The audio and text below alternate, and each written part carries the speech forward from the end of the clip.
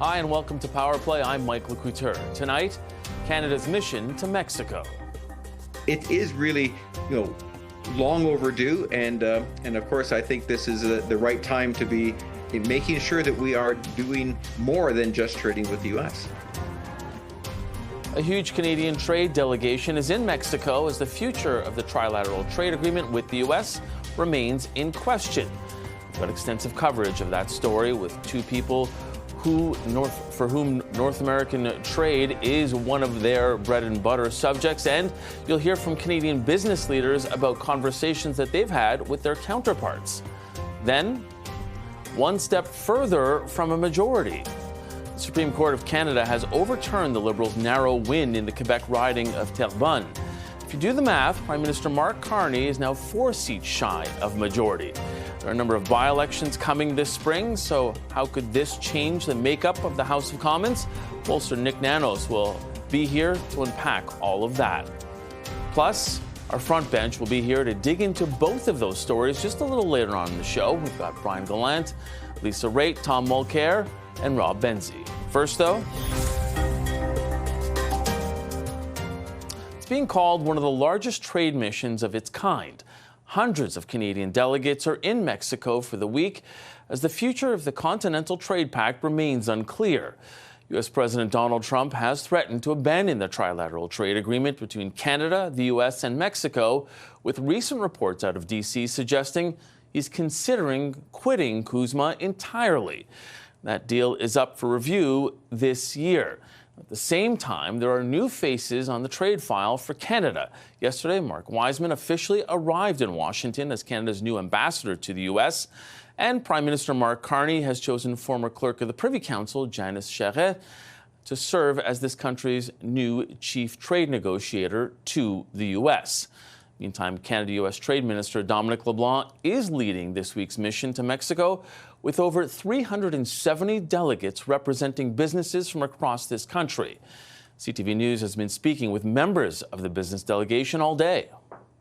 I would say we haven't actually leaned in to what CUSMA, our trade agreement, affords us, and we just have not invested in building the relationships or educating ourselves or connecting those businesses so they can invest and lean into those opportunities. It's a long time coming. We're in a continent that we share. We have 2 trading agreements with Mexico, both the USMCA and the TPP. This is an opportunity to go well beyond where we have been. With the current negotiation or revision of USMCA CUSMA, it's important for us to be here on the ground and see if there's potential for our producers to expand their export to Mexico. It is really, long overdue, and of course, I think this is the right time to be making sure that we are doing more than just trading with the U.S.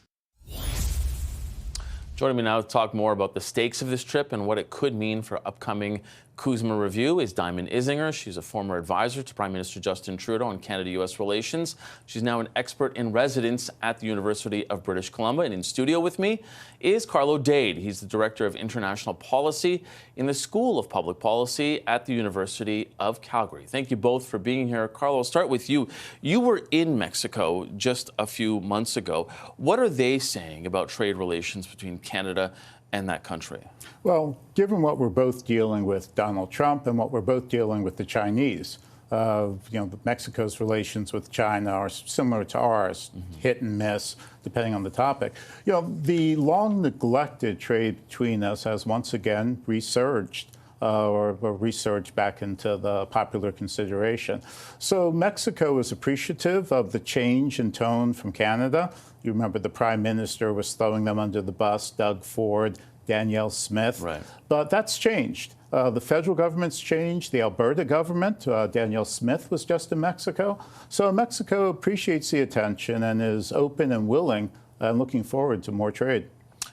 Interesting, Diamond, because we were talking to Goldie Hayer from the Business Council of Canada today, and he was saying that it's in the U.S.'s interest that Canada and Mexico are stronger and that the two countries have better ties. Do you think that's how Trump sees this?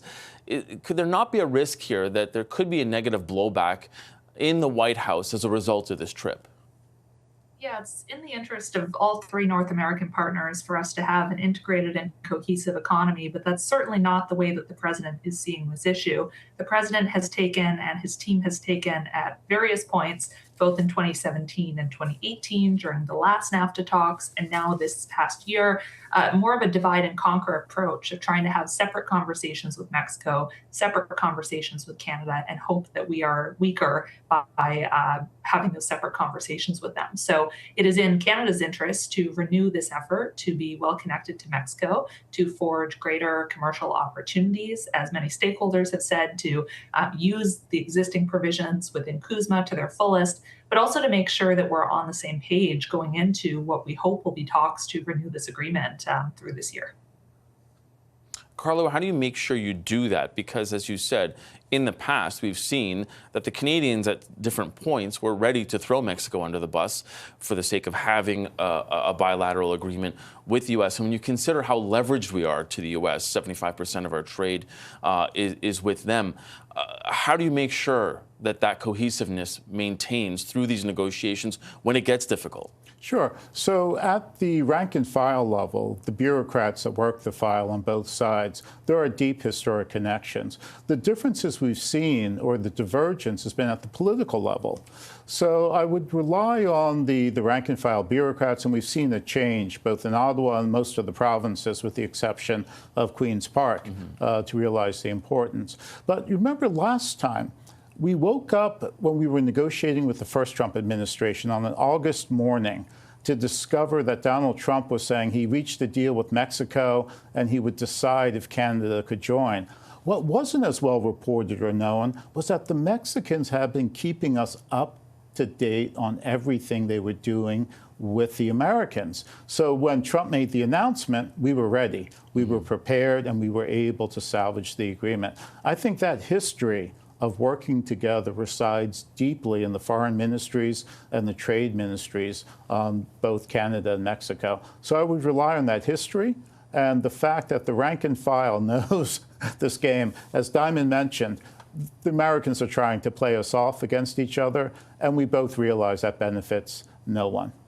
How much do you think that that will happen, Diamond, going forward? Because when you consider the review and renewal of CUSMA, there's going to be a focus more than likely on the auto sector. Both Canada and Mexico have opened the door to Chinese EVs, and that's drawn the ire of President Trump. How much of a factor do you think that might be going forward? Well, the integrated nature of our supply chains and economies, those are just an objective fact. I don't know that we can disregard that. And as much as we would like to do business with many partners around the world, efforts being invested in that way right now by the federal government, we still need to cultivate these North American opportunities because of the way that labor is used, parts, value add to different automotive production. It's going to be incredibly important that our three countries are on the same page, or if, to the best of our ability, we can be on the same page as Mexico. Seeing a trade mission of this size, also, the number of delegates from all sorts of different sectors, not limited to one specific industry, for example, is very positive because this trade mission is both for the practical objective of hoping to create more economic opportunity, but also the cohesion that it can create in cultivating a better and stronger Team Canada, where there is political and social buy-in to this idea that we are the same team going into potential negotiations in the months ahead. Diamond, as all of this is happening, there's also some big changes in D.C. As I had mentioned, Mark Wiseman officially taking over the ambassadorship into the U.S., while the Prime Minister also announced Janice Charette as the chief trade negotiator with the U.S. What do you think, first of all, of Charrette's appointment today? Having Janice commence this role as chief trade negotiator makes great sense, actually. If there were any relative pros and cons to be weighed of appointing someone like Mark Wiseman to the ambassador position, I think most would readily acknowledge that one area that he did not have strength or experience in was navigating the bureaucracy and complexity of the Government of Canada and our negotiating processes. So bringing in a career public servant, someone who had previously been clerk of the Privy Council, senior most advisor to prime ministers and ministers and others, having that person be able to bring the team together on a unified way domestically, to bring a cohesive negotiating agenda and vision to the table, I think is a very common sense move to bridge that gap between the strengths that Wiseman can bring and the strengths that Janice Charette can bring. Carlo, do you see it almost like as a tag team here? Because I think a number of people may have looked at this and would have wondered what her trade experience was. And you would have looked at Wiseman and thought, well, he must have a lot of experience negotiating with somebody like Trump because of his business background as well. So how do you see the two playing together? I see this as an extension of the Team Canada approach. You're not going to have one individual, as we had sort of with under Trudeau, really taking a more prominent role in the negotiation. Having a balance is going to be a plus. But look, we've got a really strong trade ministry, or with foreign affairs nowadays. We've got world-class negotiators. I've actually just brought a group of students to Ottawa for a week of trade negotiation training. We train trade negotiators in other countries. When the UK set up their trade mission, under the EU, they didn't have a trade mission. They had to create one. It was Canadians that were going over to train them. So I think it's really the base, the rank and file that we have that will give us a stronger edge. The leadership is important, but having that base is a real advantage. Dominic LeBlanc has said that they may return in the spring to possibly, he didn't say to sign deals, but for further meetings. How important is it to get some sort of a win, if it's a deal or not a deal, but making sure that there is tangible evidence of a win from this type of mission? It is, but it's more important that we keep showing up. It's rare that you show up after a long absence, or in the case of Asia, not having been there since forever, and get a deal immediately. Folks want to see you show up time and time again. This has been our issue in Latin America. We show up and disappear, show up and disappear. We first have to convince folks that, no, this time we're actually going to stick around for more than 1 or 2 visits. And unfortunately, that takes, well, more than 1 or 2 visits to establish that credibility. Yeah, and Diamond, is somebody who worked on policy under Prime Minister Justin Trudeau. How important is that framing as well when LeBlanc comes back to make sure that there is proof of some sort of tangible deliverable here?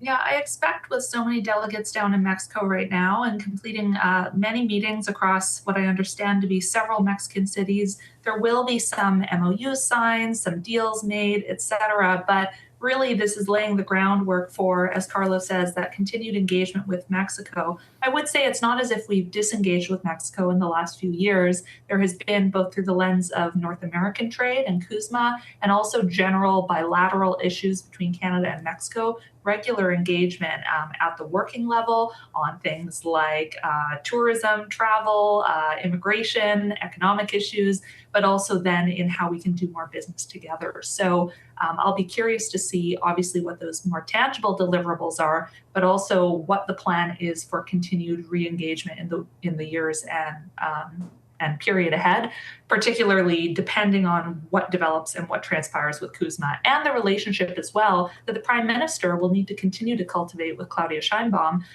both of them being, relatively new to their positions, and the opportunity that those two leaders can have together in cultivating that Canada-Mexico dynamic. And something that is maybe outside of the World Cup draw as we last saw them. Okay, we're going to leave it on that. Carlo Dade, Diamond Isinger, thank you so much for being with us. Really appreciate that. We've got a lot more to unpack on this story with our front bench panel. That's coming up just in a little bit. What are the stakes for this trade trip? We're going to ask Brian Gallant, Lisa Raitt, Tom Mulcair, and Rob Benzie. That is coming up in just a moment. Before that, though, we're going to turn to some other news out of Ottawa. The federal government is set to unveil a new defense industrial strategy tomorrow. That was supposed to happen last week, but those plans were suspended due to the mass shooting in Tumbler Ridge, BC. We're expecting to hear more from the government on the strategy tomorrow, but here's what we know so far. It's a 5-pillar strategy, and it comes with a price tag of $6.6 billion. The strategy is expected to detail just how the federal government plans to strengthen Canada's ability to rebuild the armed forces using made-in-Canada equipment and technology. Over the next decade, the federal government plans to double Canada's defense exports, to create 125,000 jobs, and to boost the share of defense acquisitions awarded to Canadian firms to 70%. Still to come on Power Play, the Supreme Court of Canada has annulled the results of a closely contested riding from last spring's federal election. Where does that leave the math in the House of Commons? Pollster Nick Nanos will join us right after this.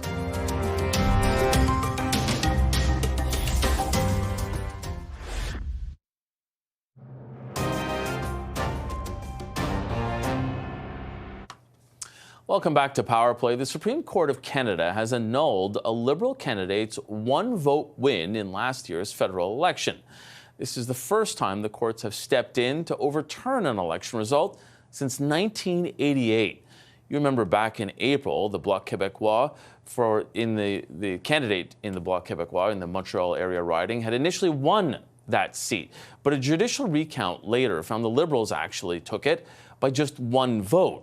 Bloc then called on the courts to annul the results and hold a new election. Well, that brings us to where we are right now. We have some of that math for you right now. If you permit, just 2 months ago, Prime Minister Mark Carney's Liberal government was one seat shy of a majority. Now, at the time, 2 Conservatives had crossed the floor, and there were plenty of rumors of more Tory MPs defecting to Liberal ranks. Well, what a difference a couple of months makes. After 2 former Liberal cabinet ministers left politics, the Carney government now holds 168 seats, 4 seats away from a majority. And we're expected to have a number of by-elections by the end of the summer. A couple of those seats are considered safe Liberal ridings, but the Liberals thought the same thing about that Toronto area riding they lost 2 summers ago. As for that one in Terrebonne, well, it's been Bloc Québécois stronghold for years. So where does that leave the parties? Let's ask Nick Nanos, the chief data scientist and founder of Nanos Research. And Nick Nanos joins us in studio. Thanks for being here, Nick. Great to join you. Let's start with those numbers as I just laid them out. The Liberals are a little further away from that elusive majority than they were a couple of months ago. And according to your numbers, support seems stable at the top line. How do you think that will affect any of these by-elections going forward? You know, it's interesting. The numbers have actually been stable, Mike, since the last federal election. There's only a couple percentage points between the Liberals and the Conservatives.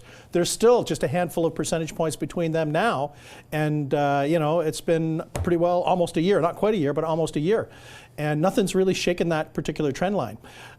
What's interesting is that although the national numbers are fairly stable, there have been some statistically significant changes beneath the numbers in British Columbia and Quebec. British Columbia with the Liberals having a pickup, Quebec with the Liberals in a little bit of trouble. And that will be a factor when we consider the Terrebonne riding, which will now come up for a by-election. That hasn't been announced just yet.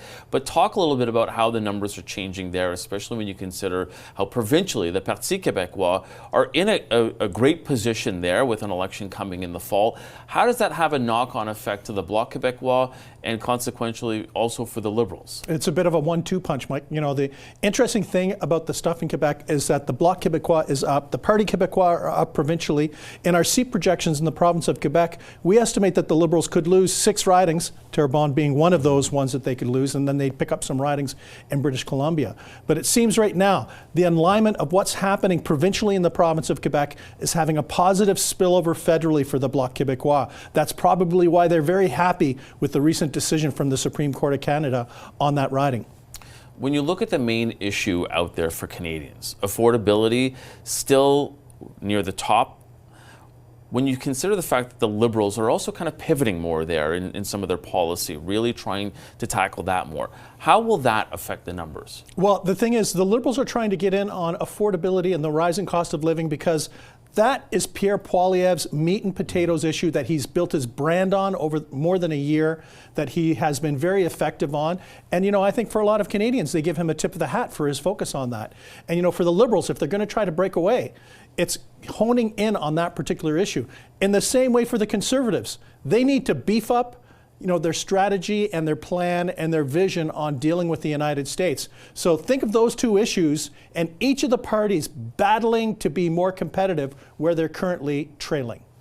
How does that figure into all of the speculation, which I think is everybody's favorite parlor game here on Parliament Hill, when we may or may not have an election, especially when you consider the number of by-elections are going to start to add up. Let's add one more to the whole picture here. Matt Genroux, who had announced, the Conservative in Alberta, who had announced that he was going to be stepping away. We don't know when that is officially going to happen. He said the spring, but we could be looking at upwards of 4 by-elections here. I think a lot of it is going to have to do with the tone and substance in the House of Commons. If the Conservatives are seen as being obstructionist to what the legislation that the Liberals want to introduce, if they are using the committee system, because right now the Conservatives in the bloc have a majority on all of the parliamentary committees, if they're seen as being obstructionists, it could trigger an election. And the thing is that for Mark Carney and for Pierre Poilievre, by-elections are wild cards. Yes, there's usually one riding, one party at least that has the advantage, but they're still wild cards. So you think 1, 2, 3 wild cards, perhaps even 4 wild cards, depending on that riding in Alberta. And it could have at least the Liberals think about, man, why don't we just have an election and pass go? Because they're probably hoping on tapping into the Trump anxiety. There's Trump anxiety, but at the same time, there's a big risk there. I mean, everybody knows that if you're in a minority government and you're not making it work, especially with some election fatigue, it's been, at this point, less than a year since we voted federally. How much of a consideration is that for the governing party as well? Well, the thing is elections are kind of like a trip to the dentist. No offense to any of the dentists that are watching your program. It's necessary, but people might not get very enthusiastic. But the thing is, people are now becoming desensitized. Premier of Ontario saying, yeah, maybe you should have an election. So obviously the premiers are talking about a potential federal election. That helps desensitize Canadians. It won't be as much of a shock. It won't seem like it's something that's coming out of left field or the blue, or blue out of the blue, which kind of both have partisan connections. But the thing is that we're slowly being desensitized. I guess we're kind of like the frog in the boiling water.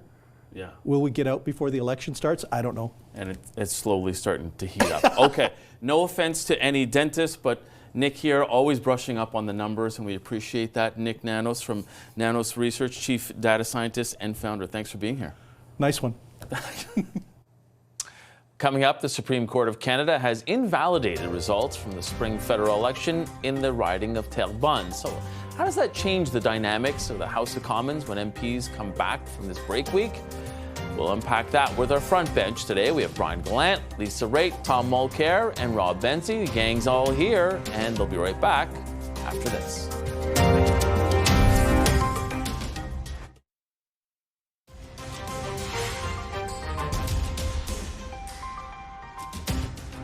Hi, and welcome to Power Play. I'm Mike LeCouture. Tonight, Canada's mission to Mexico.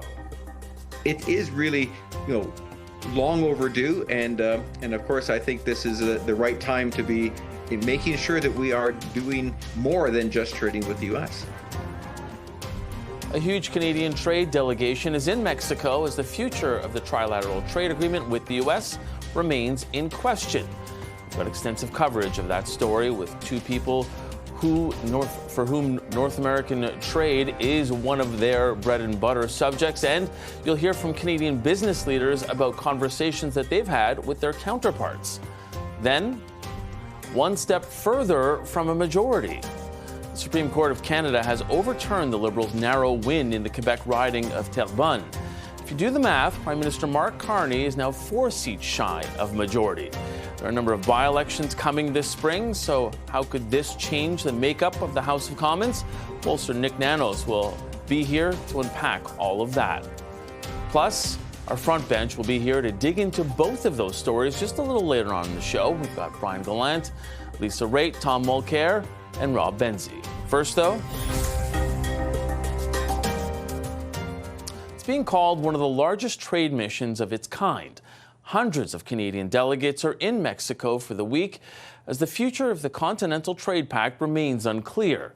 U.S. President Donald Trump has threatened to abandon the trilateral trade agreement between Canada, the U.S., and Mexico, with recent reports out of D.C. suggesting he's considering quitting CUSMA entirely. That deal is up for review this year. At the same time, there are new faces on the trade file for Canada. Yesterday, Mark Wiseman officially arrived in Washington as Canada's new ambassador to the U.S., and Prime Minister Mark Carney has chosen former clerk of the Privy Council, Janice Charest, to serve as this country's new chief trade negotiator to the U.S. Meantime, Canada-U.S. Trade Minister Dominic LeBlanc is leading this week's mission to Mexico, with over 370 delegates representing businesses from across this country. CTV News has been speaking with members of the business delegation all day. I would say we haven't actually leaned in to what CUSMA, our trade agreement, affords us. And we just have not invested in building the relationships or educating ourselves or connecting those businesses so they can invest and lean into those opportunities. It's a long time coming. We're in a continent that we share. We have two trading agreements with Mexico, both the USMCA and the TPP. This is an opportunity to go well beyond where we have been. And with the current negotiation, a revision of USMCA CUSMA, it's important for us to be here on the ground and see if there's potential for our producers to expand their export to Mexico. It is really, long overdue, and of course, I think this is the right time to be making sure that we are doing more than just trading with the U.S. Joining me now to talk more about the stakes of this trip and what it could mean for upcoming CUSMA review is Diamond Isinger. She's a former advisor to Prime Minister Justin Trudeau.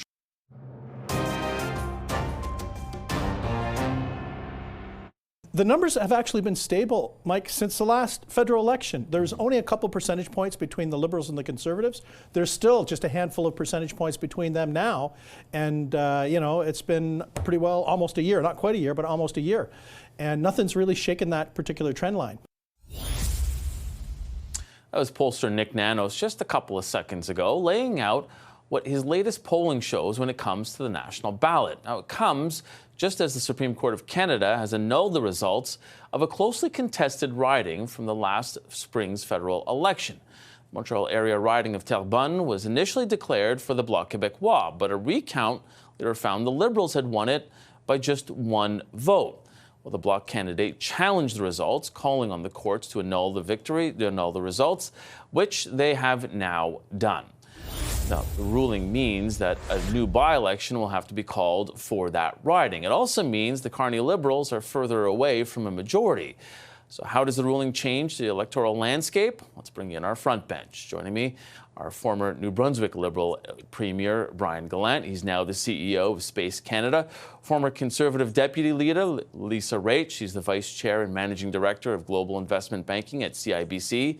CTV News political analyst and former NDP leader Tom Mulcair, and the Toronto Star's Queen's Park Bureau Chief Rob Benzie. A gold medal group, if I ever saw one on this wonderful Monday.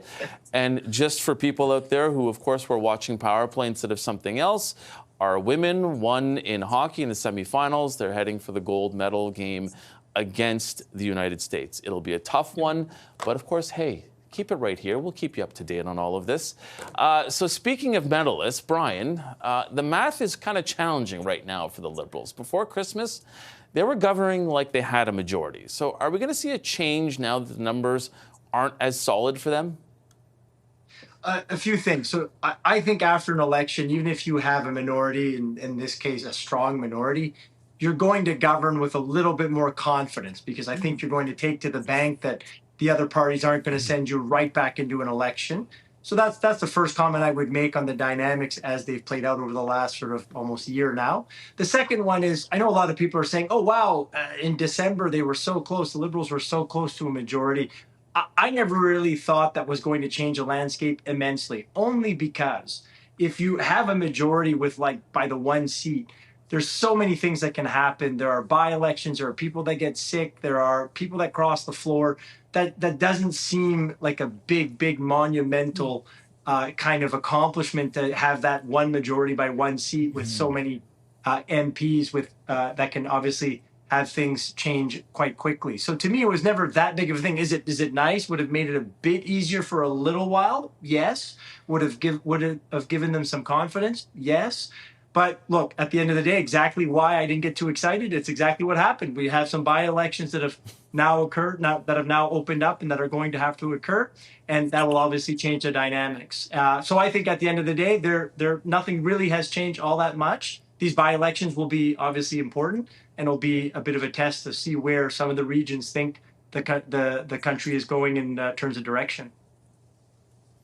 And perhaps, Lisa, Brian may have known that there may have been a couple of former cabinet ministers that already had a foot out the door looking for appointments. That was the rumor anyways. But Lisa, do you think that the reason that we're seeing this new tone of collaboration is does it have anything to do with the fact that now they are further away from a majority? Do you think that that's why there's this sort of new tone of working together? No, I don't. And I'll tell you why. I was just lucky enough to be at a conference last week in Singapore. It's called Canada and Asia. It's being held by the Asia Pacific Foundation, that's chaired by Pierre Pettigrew, former Liberal cabinet minister, sorry.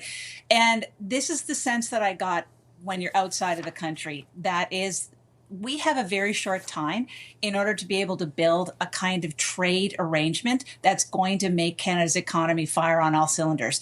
The Carney government is really focused on this. I'm very surprised how focused they are on it, how many balls they have in the air right now, all over Asia, talking to people in Europe.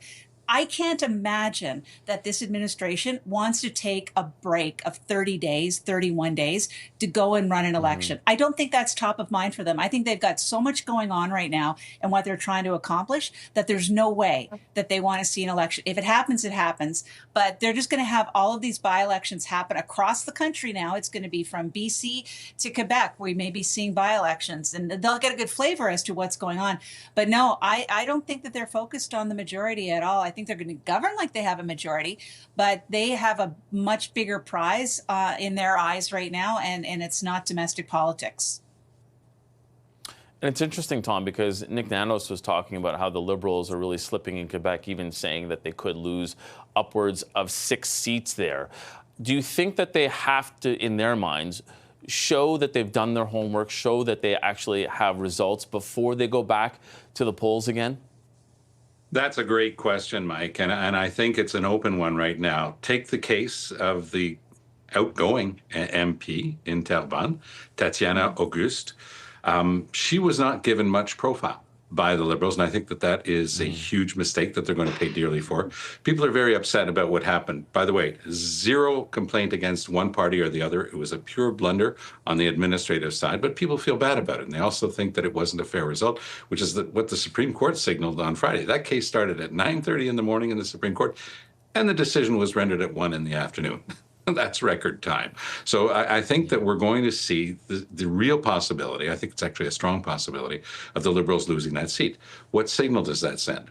Would they ever have the chance? You know, it's the Edmonton area. Matt Genereux is a fairly progressive guy on the Conservative team. Would they ever be able to find just the right chemistry to poach that riding from the Conservatives? If they lose Terrebonne, as I'm predicting they will, and they weren't able to pick up Genereux's riding in Edmonton. What happens if Wilkinson is one of the ministers who steps down? What are their chances in BC with all the issues involving new pipelines and protecting the coast and so forth? Sure, picking up Bill Blair's seats or Chrystia Freeland's seats, that's a no-brainer. That's easy stuff. But you got to be careful of perception. And if the perception is that Mark Carney, who, by the way, personally remains very strong in Quebec, but if Mark Carney's beaming out, we're starting to lose by-elections, even a riding that we had, and perhaps two, then that changes people's perceptions of where we're going politically. And I think it'll play into whether or not the Liberals decide that they're going to go early. I haven't completely discounted the fact that they're looking at that. I'm a little bit different from Brian on that one. I understand Lisa's calculus, which is why in heaven's name would they do that? They're governing, they're there, why would they take a chance? It's all about the game of perceptions and whether or not they can get past what they're going to be going through. And then maybe this will hand the Conservatives a few points in the polls. Then the complexion changes. So I do think that it's become more of an open question. And I think that the likelihood of them going early is greater today than it was before that Supreme Court ruling, striking down the one vote Liberal victory that came last Friday. Rob, I'm going to pick up on Tom said about perception. There was a perception once upon a time that those Toronto area ridings would stay red. I think we all remember the folly of the summer of 2024, Toronto St. Paul's. So is there any danger for them there in taking that for granted? Or do they still have to really get the work done? I mean, everybody understands you got to fight for every vote. But are they as much of a slam dunk as people might think? Well, in Toronto, they are a slam dunk, Mike. I actually live in University of Rosedale, and I had someone from the Liberal candidate, Danielle Martin, at my door yesterday. I don't vote in elections, but others in my household do. So I was interested to see the canvassing. That tells me that Mark Carney is going to be calling the by-elections in Toronto, at least pretty soon. Dolly Begum, the Liberal candidate in Scarborough Southwest, was just elected last year as an NDP MPP rather. She switched from being a New Democrat to a Liberal, and she's very popular in that riding as a New Democrat. I presume she'll also be popular as a Liberal. So I think they'll do okay in these two Toronto ridings. But Terrebonne is a different story, and I'll defer to Tom's expertise on Quebec. I'm more concerned, frankly, about the precedent, Mike, that was set with that Supreme Court ruling. We haven't seen a written decision yet, but I know that the Superior Court ruling, the lower court ruling, had said that it was human error. That the Bloc Québécois voters' ballot got mailed back to her.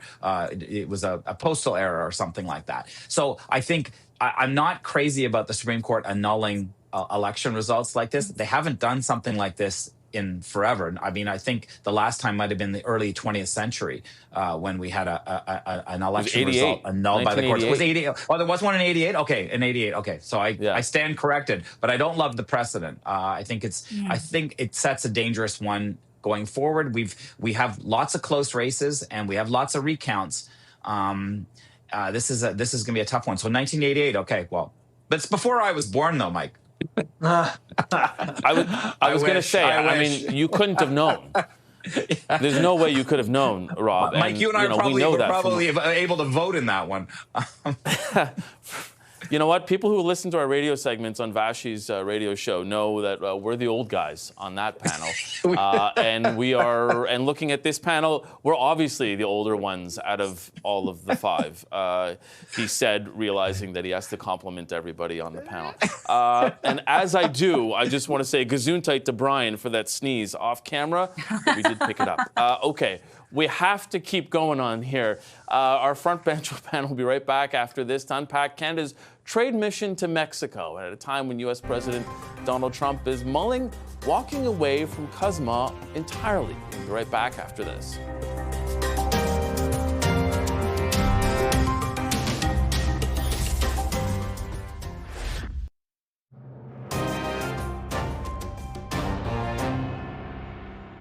Talking with businesses last evening, what they're used to is perhaps on a trade mission, you would bring 15 to 25 businesses down here and do some site visits. That is so different than what this unique and significant effort entails. This is really untilled ground. This is not we don't tend to trade with Mexico, and the opportunities are great. Well, they say having options is a good thing. So while U.S. President Donald Trump muses about leaving the Canada-U.S.-Mexico trade agreement, an enormous Canadian trade delegation is in Mexico right now. Canada-U.S. Trade Minister Dominic LeBlanc and hundreds of delegates are meeting with their Mexican counterparts to strengthen trade ties and to seek new opportunities. Meanwhile, reports out of Washington suggest Trump has privately weighed leaving the trilateral trade pact entirely. So what are the stakes for this mission to Mexico, and what might come out of it? Well, let's bring back our front bench. Brian Gallant, Lisa Raitt, Tom Mulcair, and Rob Benzie. Brian, how important is this mission to Canada going forward?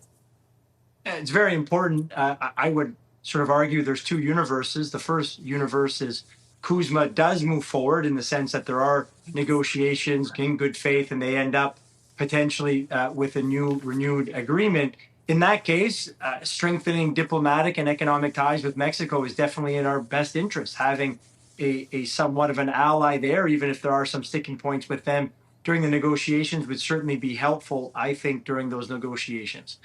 The second universe is CUSMA gets blown up and the Trump administration basically says we're not interested in renewing, or the more realistic scenario in that universe, they sort of start, but they basically have no real intent to try to find a good landing place for everyone. Well, in that case, we may find ourselves in a universe that we have to strike a deal separately, and obviously starting that conversation, starting that sort of momentum of strengthening our ties is good. And then in both universes, whether we have CUSMA or whether we don't, and it's sort of a separate trade agreement with Mexico, increasing our trade with them seems like a good move as we look to try to diversify from the U.S. They're our third largest trading partner, so trying to increase the percentage in which we are able to send things over there would be certainly to our benefit. Lisa, I think a lot of people look at this and say, okay, what are the deliverables? What are they coming home with? Dominic LeBlanc, the Canada-U.S. trade minister, has already sort of pumped the brakes on that and said, look, we may revisit, we may go back there to hopefully ink some things, maybe some MOUs in the springtime. But when you consider the timeline of that review of CUSMA, we know it's up in July. How much pressure is on this government to make sure that they really are getting things done down there? If they walk away from this very large contingent of Canadian companies being down there, leaving the Mexicans with the thought, wow, okay, there's a lot more business in Canada than we thought there was. This may be something to keep in the back of our minds. We can't go head to head with the United States when it comes to being a trade partner with Mexico. There's no question about it. But what we can bring to the party is something different. And that is all the work that's being done by the Prime Minister right now on the world stage, bringing together the middle powers and saying, well, maybe we can all link up in a different type of deal, this Indo-Pacific kind of stance. And Mexico is on the Pacific. So if you want to offer an alternative to the United States, or not even an alternative, maybe an additional, do your bilateral with the United States, but there's also this other big world of trade that's available that Canada is part of. And as a result, don't forget about Canada when you're talking about, don't go exclusive with the United States if that's what's being put in front of them, because they've got options and they've got options on the table. But Tom, is there a danger here that Canada goes there and, and looks to make some sort of a deal, and to Lisa's point, was rallying the middle powers? We know the last time that Prime Minister Mark Carney, when he was in Davos and he gave that speech, it drew the ire of President Trump. How much of a tightrope do you think that both President Sheinbaum and Prime Minister Carney have to walk here to make sure that they're not taking a victory lap after this, sort of in the face of Donald Trump? Well, burnt toast at breakfast draws the ire of Donald Trump. Everything draws his ire. It doesn't really matter. Who likes that, Tom? Let's be honest. Nobody likes burnt toast. Come on. But here's the deal, and it is about deals. Trump has already signaled, as you correctly said at the outset, Mike, he's already musing that he probably doesn't even need this deal. That's pure positioning, bargaining, Trump, the art of the deal. It's his usual game. What he did last time, though, when we got rid of NAFTA and came in with CUSMA, NAFTA, of course, in Donald Trump's telling, worst deal the U.S. ever signed. CUSMA, the best deal they've ever come up with. Of course, to the untrained eye, it certainly looked a heck of a lot like NAFTA. But what we got was the usual threat. And then we saw Donald Trump sidle up to Mexico and almost come up with a bilateral deal, which forced the hand of the Trudeau Liberals and brought things forward. This time around, what we're doing is taking the Jean Chrétien Team Canada approach on steroids, bringing hundreds of business people down there. As Lisa set out, she was talking about the Indo-Pacific before, where she was last week, but at the same time, Canada has set out to establish new trade relations around the world. Carney's been super busy doing it, not only trade relations, but tapping into the big world markets, whether it's in the Middle East or in Europe, with regard to the availability of capital to build some of the big projects, he says, and I think he's right, are necessary to move Canada along without the type of trade relationship we had in the past with the U.S. Everybody agrees that part's gone. I don't think anybody believes that extraordinary Davos speech that was really picked up and admired around the world is the cause of any ill feeling with Trump. The bad stuff started before. So let's deal with the reality of a Donald Trump who's absolutely unpredictable. I think Kirsten Hillman said it the best, our outgoing U.S. ambassador. She said, look, she has no idea what's in Trump's mind, but she knows that there are a heck of a lot of smart American elected officials and senior government types who know that CUSMA is essential for them. So keep that in mind, but at the same time, cover your bases. Make sure that you're working everything you can to get new trade relations to protect Canada and its economy going forward. And Rob, I guess coming back to Brian's point of a world with and a world without, this is basically laying the groundwork for whatever world we end up in after July. Yeah, and I think there is an element of gamesmanship always with Mr. Trump. I agree with Tom. It's incoherent a lot of the time, but at the end of the day, he's going to have to see, or people in his administration are going to have to see, that prices are going up for Americans, that free trade has worked since 1988. So we were talking about 1988 earlier. Goods and services have gotten cheaper relatively cheaper for Americans and Canadians thanks to free trade. And then with Mexico as well. 50% of the fruits and vegetables that are sold in the United States come from Mexico. So these are integrated economies. The auto industry is integrated between all three countries. We know that Mr. Trump has caused chaos for that. But if you look at how much money General Motors lost last year, I think it was $8 billion. Are they going to absorb all of those losses again and again? Their shareholders aren't going to allow them to do so, or aren't going to tolerate that. And companies, I think, were more afraid of Mr. Trump's wrath sort of 6 months ago than they are now. He's politically weaker than he has been, and he's only going to get weaker. By the midterms, he could be totally emasculated. So I think it's going to be interesting to see whether he tries to force us out of CUSMA, which was his deal in the first place, as Brian was saying. I don't know. I mean, at a certain point, we have to just forge forward, and I think good for a Team Canada mission to Mexico. There'll be more missions to Europe. There'll be more missions to Asia, and it builds on something the government that Lisa was a part of. Stephen Harper was looking at these things a decade ago, more than a decade ago, and I think it was shrewd then, and it's shrewd now. Yeah. Brian, to that point, do you see a world in which more of these missions are happening? And it does sort of harken back to that sort of Chrétien era when we know that he took a huge mission to China. Yes. I mean, if I'm not mistaken, over 300 delegates or sort of, participants, yeah. I mean, that's incredible, right? So absolutely. I mean, not only for all the reasons that we're opining here on this Monday night about why it's important, I mean, people are actually voting with their feet, as we would say, by going on these types of missions. Yeah. So clearly there's lots of interest, and these people all agree for their respective businesses, organizations, it's important. And obviously collectively it's important for Canada. So the answer is absolutely. Lisa, I'll give you the next on that. Well, all I'm going to say is we're talking about all kinds of other trade relationships. Watch for the April visit to India. I think that is going to be incredibly significant, and it's going to be a different deal than the one we have with China. China is going to be very cautious. The one with India may not be as cautious, and it's going to open up, I think, a lot of avenues. And having that connectivity with India, as well as being able to talk to Europe, that puts Canada in a very, very different position. And I swear, I feel like I'm talking as if I'm a pundit for the Liberal Party of Canada right now, but my eyes were opened when I was in Asia in terms of how everybody is actually working together to try to get this up and running in terms of trade, so that you do have a good defense against what Mr. Trump and his administration are attempting to do. And, I'm excited for the first time in a long time. We're not going to sit down. We're going to win the gold medal for hockey, and we're going to make sure that we got trade agreements all around the world. It's a good time to be a Canadian. Yeah, and you know what? Nobody can top that on this panel. Lisa has said it. Canada is winning the gold medal in hockey, women and men, I'm assuming. She is just saying there. Mark it down. You heard it here first. Yeah, we've got it. Mail this one in. It's Lisa's lock. And you know what?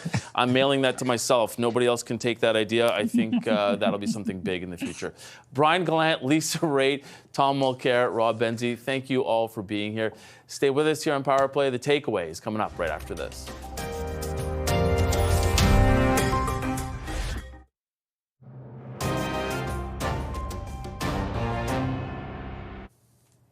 Welcome back to Power Play. For tonight's takeaway, we're going back to the new additions to the Canada-US trade team.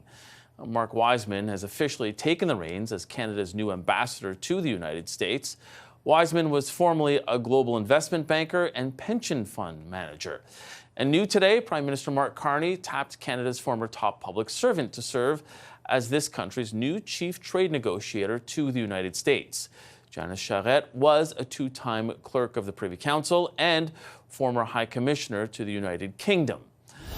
Earlier on Power Play, I spoke with Diamond Isinger, a former advisor to Prime Minister Justin Trudeau on Canada-U.S. relations. And she says that Charest fills Wiseman's experience gap. Have a listen.